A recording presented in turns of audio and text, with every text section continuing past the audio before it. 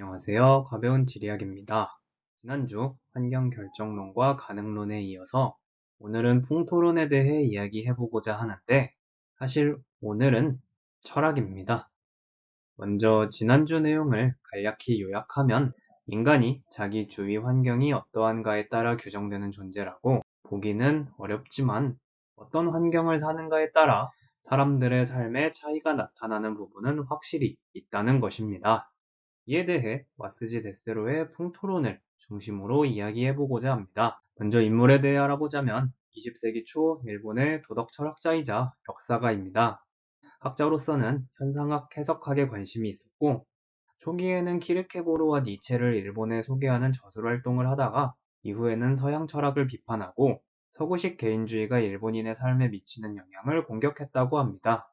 이걸 보면 민족주의적 성격이 꽤 묻어나는 사람 같다고 생각했는데 역시 2차 세계대전 동안 일본 민족주의에 지지를 주는 연구물들을 제공했다가 나중에 후회한다고 했다네요. 풍토론의 서문에도 좌익사상에 대한 비판을 나중에 지웠다고 언급하는 걸 통해 이런 맥락을 어느 정도 확인할 수 있습니다. 어쨌든 대표작은 일본 정신사 연구, 윤리학, 풍토, 인간학적 고찰을 들 수 있는데 이 책이 다른 환경 인자들과 인간 문화의 상호작용에 대해 밝혀내어 대표작 중 가장 독특한 생각을 보여준다고 합니다. 그래서 풍토론에 대해 한번 알아보자면 먼저 풍토에 대해 알아야 합니다. 풍토는 어떤 땅의 기후, 기상, 지질, 토질, 지형, 경관 등의 전체를 지칭하는데 일상적 단어로서 비교했을 때 우리말로는 풍수와 가장 비슷하다고 할 수 있습니다. 그런데 데스로는 현상학의 영향을 받아 실증주의적 자연에 대해 풍토를 현상학적 존재로 대비시킵니다.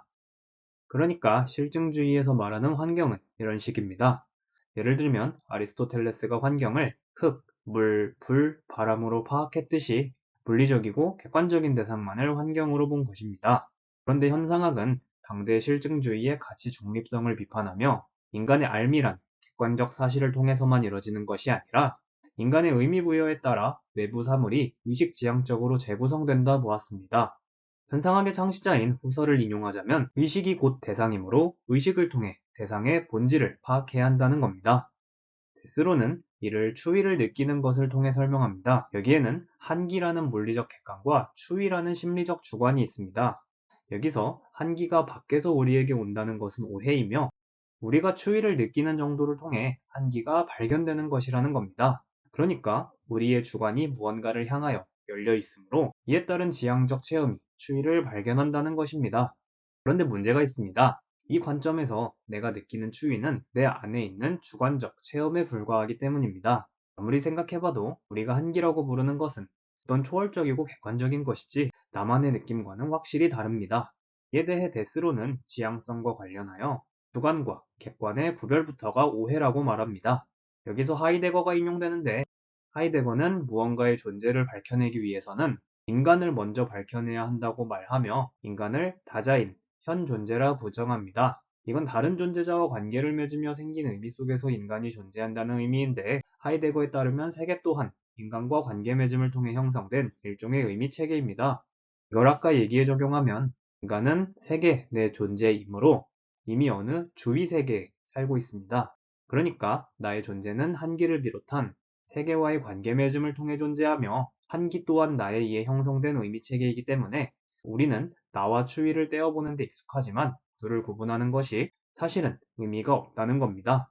혹은 이렇게도 설명할 수 있습니다. 추위가 처음 발견될 때 내가 한기 안에 있다는 걸 나중에 발견한 것이 아니라 인간의 존재 방식에 따라 추위의 세계 가운데로 밖으로 나온 것, 즉 그것을 통해 내가 존재한다는 것입니다.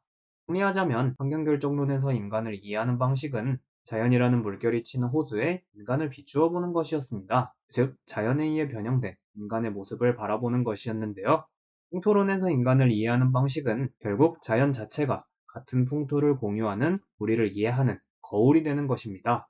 다시 말하면 인간이 풍토를 통해 자신을 바라보고 그러한 자기 이해를 통해 자신의 삶을 자유롭게 형성해 나갑니다. 물론 이것은 당대에 국한된 일이 아니라 조상 대대로 이어내려온 오랜 시간 축적된 이해를 토대로 한다고 볼 수 있습니다. 이와 관련하여 하이데거는 인간 존재의 시간성을 언급합니다. 인간은 과거 경험에 영향을 받고 그걸 통해 현재 자신을 규정하며 미래 자신의 가능성을 구상하는 존재 방식을 의미합니다.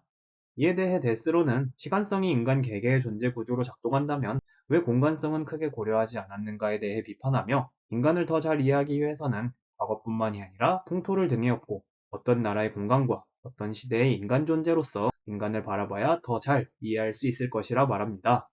그래서 그것을 위해 특수한 풍토 현상에 대한 직관에서 출발해 인간 존재의 특수성을 알아보자는 것이 풍토, 인간학적 고찰이며 인간 문화에 큰 영향을 미친 세 가지 풍토형으로 온순형, 사막형, 목장형을 제시하는데 이에 대해서는 다음 주에 알아보겠습니다. 여기까지 시청해주셔서 감사합니다. 지금까지 저는 가벼운 질 이야기였고 영상이 마음에 드셨다면 구독과 좋아요 부탁드리겠습니다. 그럼 다음 주에도 가볍고 단순한 질 이야기로 찾아뵙겠습니다. 감사합니다.